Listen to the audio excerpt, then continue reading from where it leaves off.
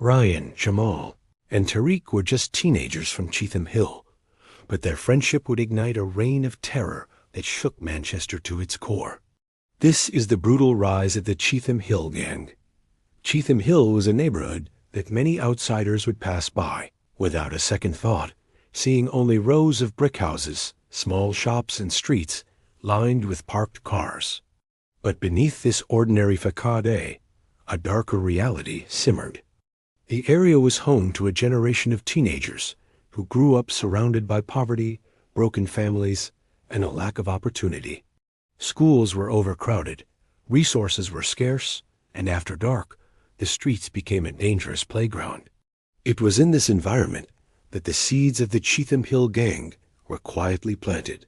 The gang did not begin with violence or crime in mind. It started with friendship and survival.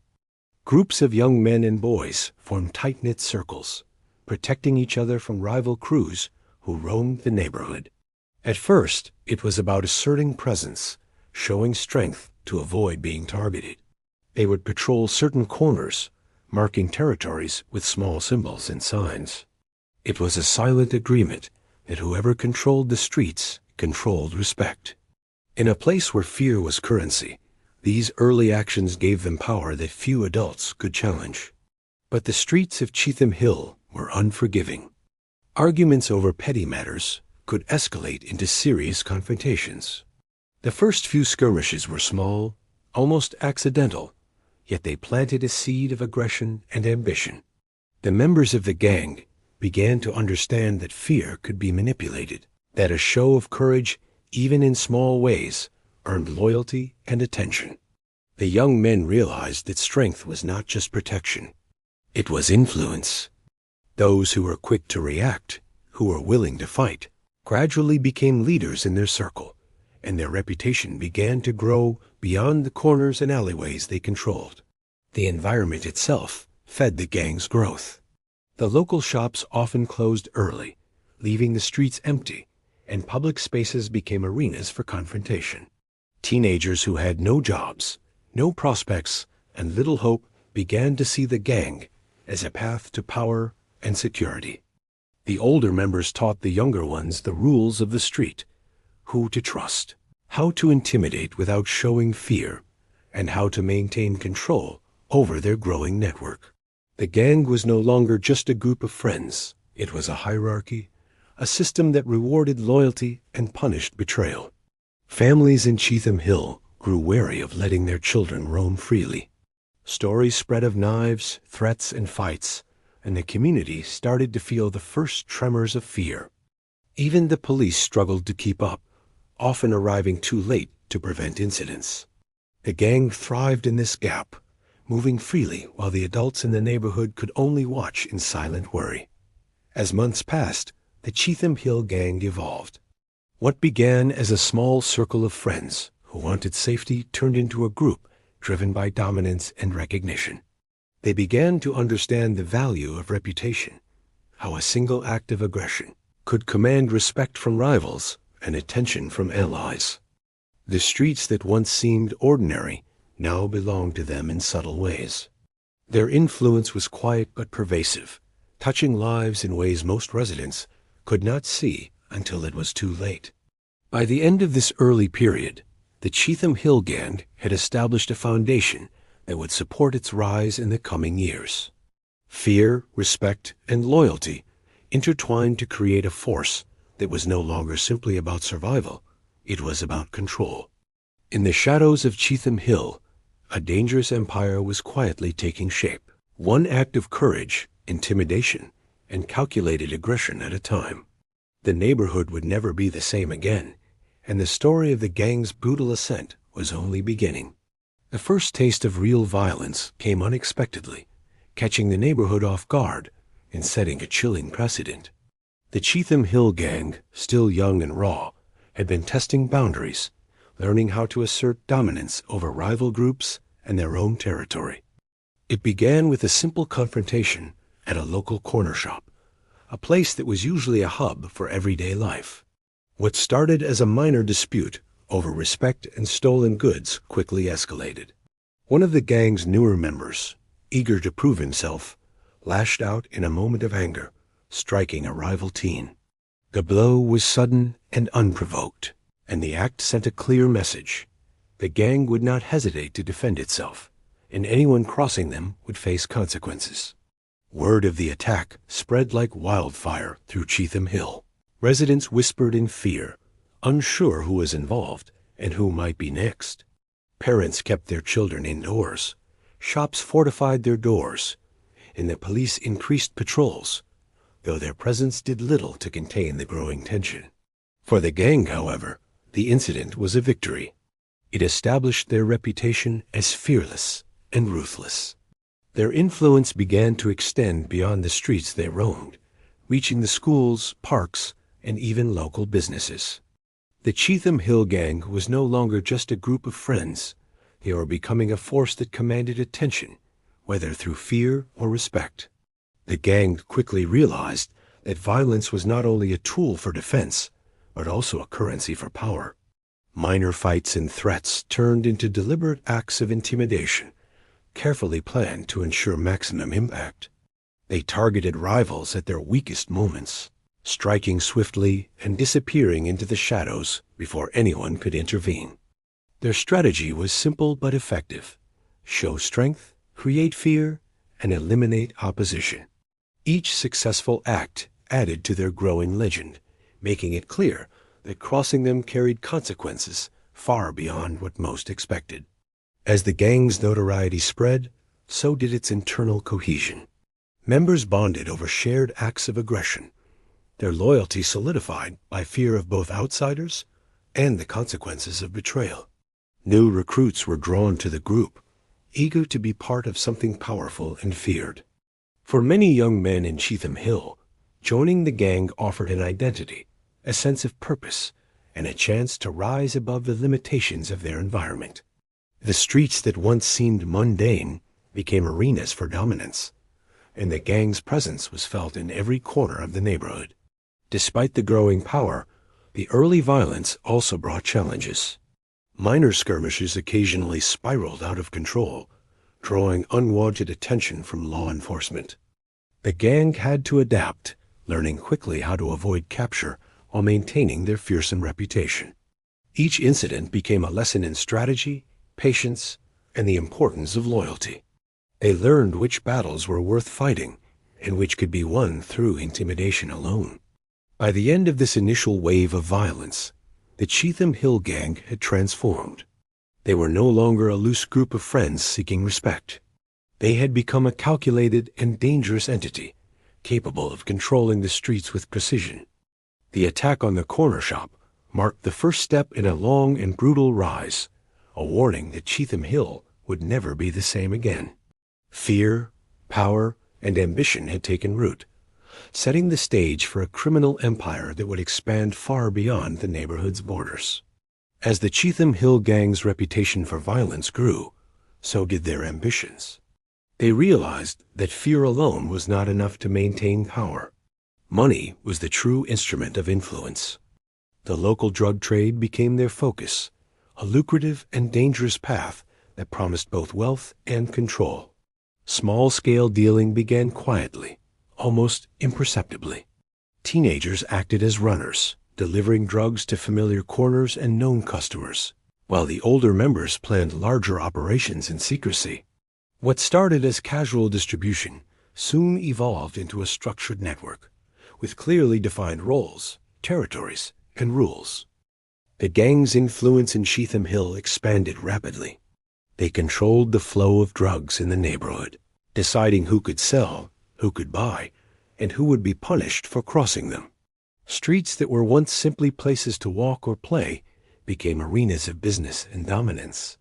Rival groups tried to challenge them, but the Cheetham Hill Gang had learned the lessons of fear and intimidation well. Quick, brutal responses ensured that challenges were rare and costly. Even minor resistance was met with overwhelming force, sending a message that the gang's authority was absolute. Profit fueled expansion. The gang invested in transportation, moving drugs beyond their immediate area and establishing connections in nearby neighborhoods and cities. They diversified their operations, including everything from small-scale sales to large, organized shipments. Trust became a valuable commodity, and members were carefully chosen and tested. Loyalty was enforced through both reward and threat. Those who proved useful gained protection, money, and status. Those who failed or betrayed the gang faced violent consequences. This system of control allowed the gang to operate with remarkable efficiency while maintaining a climate of fear. The Cheetham Hill Gang's rise also exposed them to new dangers. Law enforcement began to notice patterns, and undercover operations started to gather intelligence. Informants became both an asset and a liability, as betrayal could come from anyone, even within their trusted circle. The gang learned to be cautious, conducting business in secret and using intimidation to silence potential leaks. They developed codes, signals, and routines designed to minimize exposure, making it difficult for outsiders to trace their operations. Despite these precautions, tension grew. Every deal carried the risk of arrest or violence, and every misstep could be fatal. Meanwhile, the local community felt the consequences of the gang's expanding drug empire. Crime rates rose, public spaces became dangerous after dark, and families grew fearful for their children.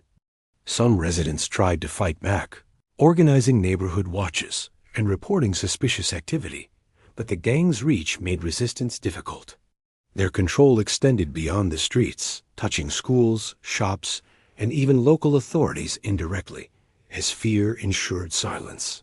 Cheetham Hill had become a city under siege, with the gang operating like an unseen shadow over everyday life.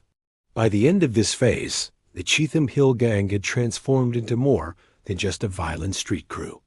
They were now entrepreneurs of crime, blending strategy with brutality to dominate both territory and trade. Money, power, and fear intertwined, allowing them to extend influence far beyond the neighborhood.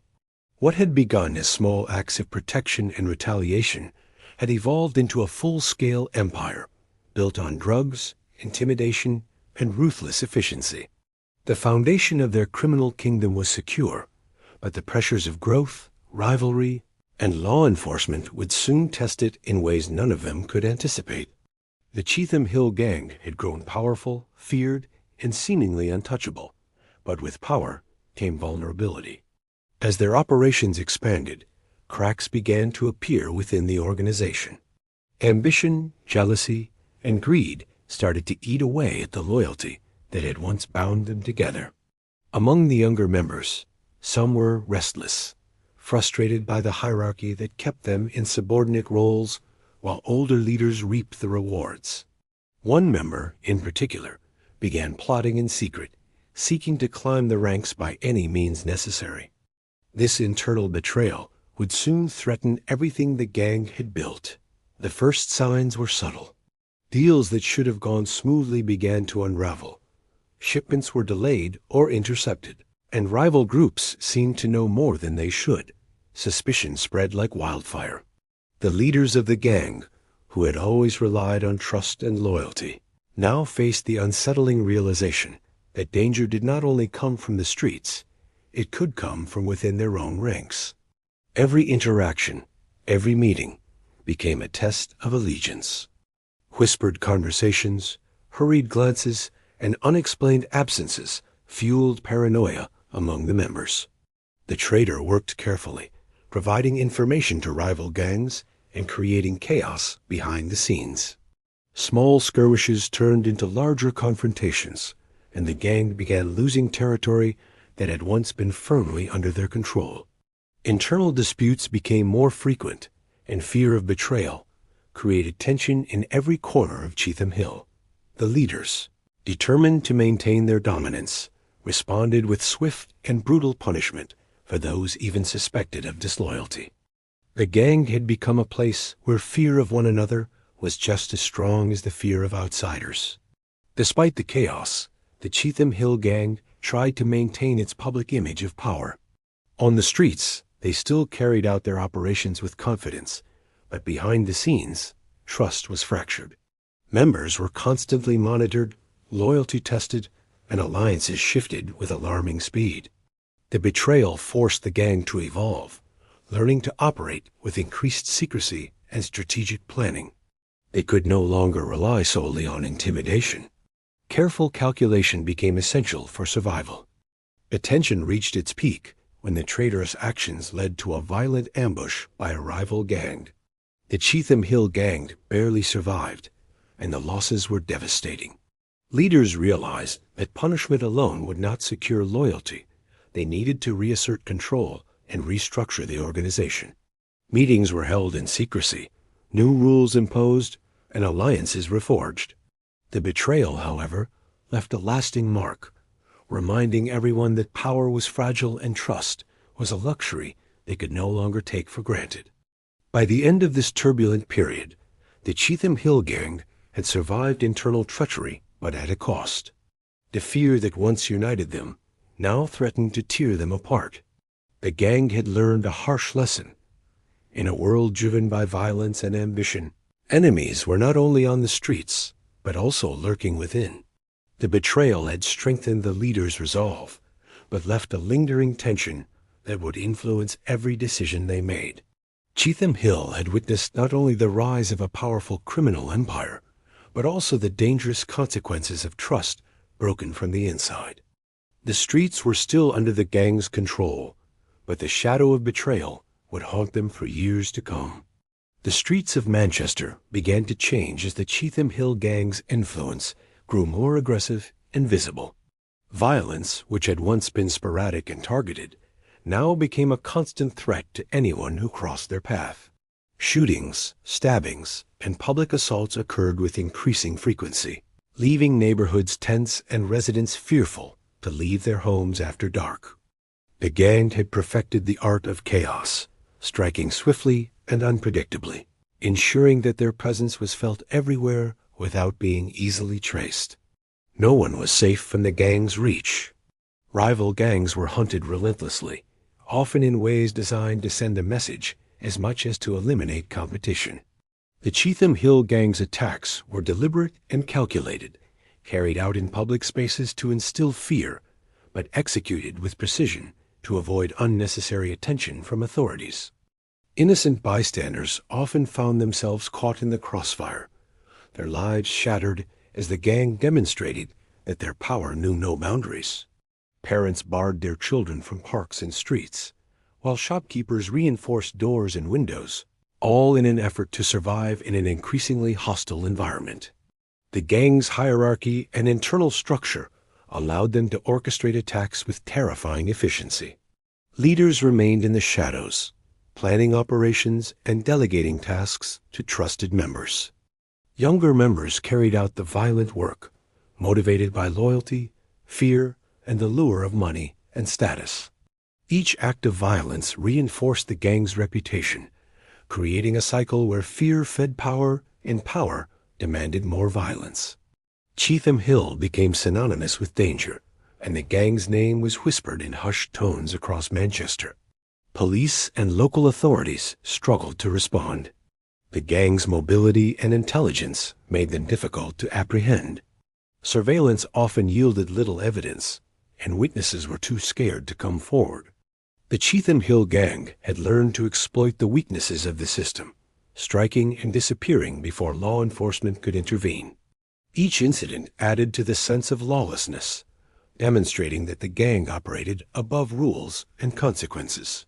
Fear became their currency, and the city's residents paid it daily. The community itself began to fracture under the weight of violence. Trust between neighbors eroded, public spaces emptied, and businesses suffered as the threat of crime grew.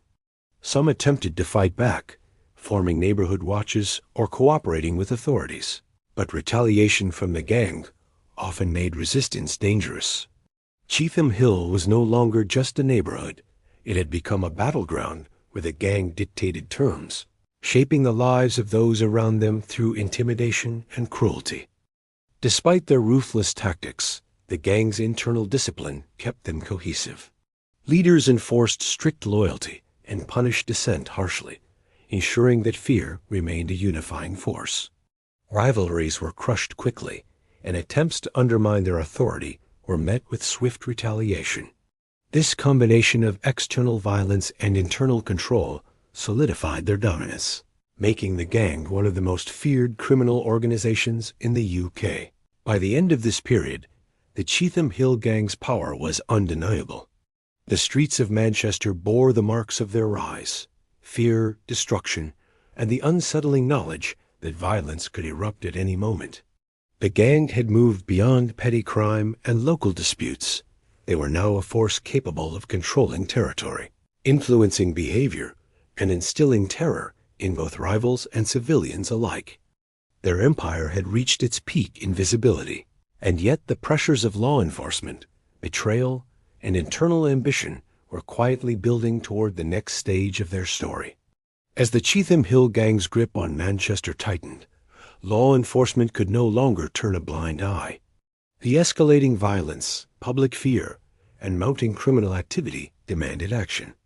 Police began intensive surveillance operations, tracking the gang's movements, monitoring their communications, and gathering intelligence from informants willing to risk everything to expose them. Every detail mattered: timing, territory, connections, and even personal habits of the gang members were meticulously recorded. The authorities understood that to dismantle such a well-entrenched organization, precision and patience were essential. The gang, however, was not unaware of the growing pressure. Rumors of police investigations and informants created an atmosphere of paranoia within the group. Leaders tightened control over members, increasing secrecy and reducing unnecessary communication. Meetings moved to hidden locations, and new codes were developed to obscure plans. Even the youngest members were reminded that any slip-up could mean disaster. Trust, which had once been enforced through fear and loyalty, now required constant verification. The shadow of surveillance loomed over every operation, and the gang began to realize that their empire was under threat for the first time. Informants proved to be both a lifeline for law enforcement and a source of danger for the gang. Some members were turned by fear of imprisonment or promises of leniency, while others acted out of resentment or personal vendettas. Each leak of information forced the gang to adapt quickly, altering routes, modifying operations, and punishing suspected traitors with brutality. Internal suspicion intensified, adding strain to a group already accustomed to violence. Every alliance was tested, and loyalty became a currency more valuable than money or weapons. Undercover operations added another layer of pressure. Officers posing as low-level criminals sought to infiltrate the gang, gaining insight into their drug trade, hierarchy, and plans for expansion. These covert agents risked exposure daily, moving among hardened criminals who expected obedience and secrecy. Even the smallest mistake could trigger lethal consequences. Yet their work was vital in collecting evidence, understanding patterns, and preparing for eventual arrests of high-ranking members. Slowly but surely, law enforcement began to piece together the structure of the gang's criminal empire. The tension between the gang and the authorities reached a critical point when a series of raids targeted minor members. While no leaders were captured initially, the arrests sent waves of panic through the organization. Members feared retaliation from their own leaders for failing to anticipate law enforcement's actions, and rumors of further arrests spread anxiety across the streets.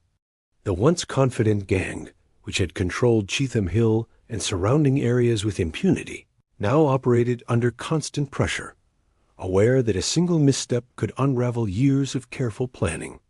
Despite the mounting threat, the gang tried to maintain appearances. On the streets, their operations continued, their image of power unbroken. But behind the scenes, fear and tension had replaced the reckless confidence that had fueled their rise. Meetings were fewer and more secretive, and actions were carefully calculated to avoid drawing attention. The Cheetham Hill Gang had become a criminal organization under siege, aware that the long arm of the law was slowly closing in. By the end of this stage, the gang's empire, though still formidable, was no longer untouchable. The combination of informants, undercover operations, and strategic surveillance had created cracks in their defenses. The once dominant force in Manchester faced a new reality. Survival would require not just violence and intimidation, but cunning, patience, and an ability to adapt. The next moves of the authorities, coupled with internal pressures, would determine whether the Cheetham Hill Gang could endure, or whether their reign of terror was about to come to an irreversible end.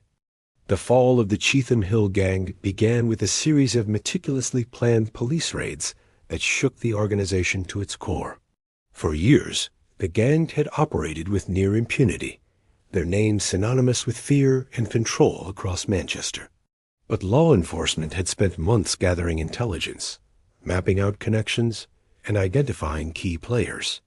The raids targeted both major and minor members, striking simultaneously at homes, warehouses, and known hangouts. The operations were precise and overwhelming, leaving the gang disoriented and scrambling to regroup. Leaders, who had long remained in the shadows, were suddenly exposed. Arrests were made at unexpected times, catching even the most cautious members off guard. Evidence seized during the raids, ranging from weapons to financial records, and communication logs provided authorities with the proof needed to prosecute the gang at multiple levels. The arrests were both a tactical and psychological blow, undermining the sense of invincibility that had defined the Cheetham Hill Gang for so long. The streets they once controlled so confidently now seemed vulnerable, and fear shifted from their rivals to the members themselves. Internal trust, already fragile after previous betrayals, began to collapse entirely. Some members, desperate to save themselves, chose to cooperate with law enforcement, offering testimony against their former allies in exchange for reduced sentences. Others went into hiding, leaving the gang's operations in disarray. The once cohesive network that had dominated Cheetham Hill for years was now fragmented and chaotic. Leaders struggled to maintain order, but the combination of arrests, defections, and fear made control nearly impossible. Loyalty, which had been enforced through both fear and rewards, now became unreliable. The gang's enemies, sensing weakness, attempted to reclaim territory and settle old scores. Small skirmishes and confrontations erupted, but the gang's diminished numbers and fractured command structure meant they could no longer respond with the same efficiency or brutality as before. Their reputation, carefully built over years of violence and intimidation, began to falter. Rumors of betrayal and exposure spread rapidly, further eroding morale. Members questioned who they could trust, unsure if allies were secretly working with police or rival gangs. The environment that had once strengthened their dominance now accelerated their collapse. Outside the organization, the impact of the gang's fall was immediate. Residents cautiously returned to streets that had been avoided for years. Businesses began to reopen, and a sense of normalcy slowly returned to Cheetham Hill. Yet the shadow of the gang remained. Former members, whether imprisoned or in hiding, still carried influence in certain areas, and the memory of violence lingered. The neighborhood had been marked by fear, and the scars left by the gang's actions were both physical and psychological. By the end of this period, the Cheetham Hill Gang, once untouchable and feared across Manchester, was no longer a unified force. Their criminal empire had collapsed under the weight of law enforcement pressure, internal betrayal, and the consequences of their own ruthless actions. What had been years of carefully orchestrated power and intimidation was reduced to chaos, fractured loyalties, and legal battles. The fall of the gang was a stark reminder that even the most powerful criminal organizations are vulnerable when trust breaks down and the law catches up. Their story, though ending in downfall, would continue to echo through the streets of Cheetham Hill, a chilling lesson in the rise and fall of those who wield power through fear. Even after the arrests and the collapse of the Cheetham Hill Gang, their presence continued to haunt the streets of Manchester. The gang's reign of violence had left deep scars on the community, and the memory of their power lingered long after their downfall. Residents who had once lived in constant fear cautiously resumed their lives. But the knowledge of what had occurred and what could have happened kept the neighborhood on edge. Cheetham Hill had been forever changed, its streets a reminder of the brutal consequences of unchecked crime and ambition. The gang's former members faced a variety of fates. Some were imprisoned, serving lengthy sentences for the crimes they had committed, while others tried to escape their past, relocating to new neighborhoods or going underground. A few attempted to reintegrate into society, but their notoriety followed them, making ordinary life difficult. Even outside prison walls, the weight of their actions and the fear they had instilled left an indelible mark on their reputations. For many, the choices that once seemed like shortcuts to power and money had led only to loss, betrayal, and regret. Cheetham Hill itself slowly began the process of healing, though the path was neither quick nor easy. Community initiatives and neighborhood programs worked to reclaim public spaces, providing safe areas for children and young people that had once been dominated by fear and crime. Schools, local businesses, and community centers became focal points for rebuilding trust and social cohesion. The gang's legacy, while dark, served as a stark reminder to residents and youth alike about the dangers of criminal life and the heavy cost of violence. Law enforcement continued to monitor the area, mindful that the collapse of one gang could leave a power vacuum for others to exploit. While the Cheetham Hill Gang was broken, the potential for new groups to emerge remained a concern. Police partnerships with community organizations became increasingly important, as residents were encouraged to report suspicious activity and support preventive measures. The fall of the gang highlighted not only the effectiveness of law enforcement, but also the importance of community resilience in combating crime. The story of the Cheetham Hill Gang became more than a tale of violence. It evolved into a cautionary legend. Parents shared warnings with their children.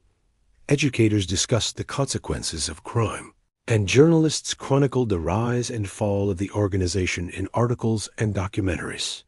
The gang's brutal history served as a lens through which the community could understand the destructive nature of fear, power, and unchecked ambition. It was a reminder that crime might flourish quickly, but its costs, both personal and communal, were long-lasting. Even years after their collapse, the Cheetham Hill Gang remained a symbol of both danger and survival. Their violent rise had reshaped the neighborhood, and the lessons of their downfall continued to influence Cheetham Hill's residents. Fear had been replaced by vigilance, chaos by cautious order, and despair by cautious hope. The streets, once dominated by a ruthless gang, had become spaces where community, resilience, and awareness slowly reclaimed what had been lost. The legacy of the Cheetham Hill Gang lived on not through continued crime, but through the hard-earned lessons of a community that had witnessed the devastating impact of violence, betrayal, and ambition, and had survived to tell the story.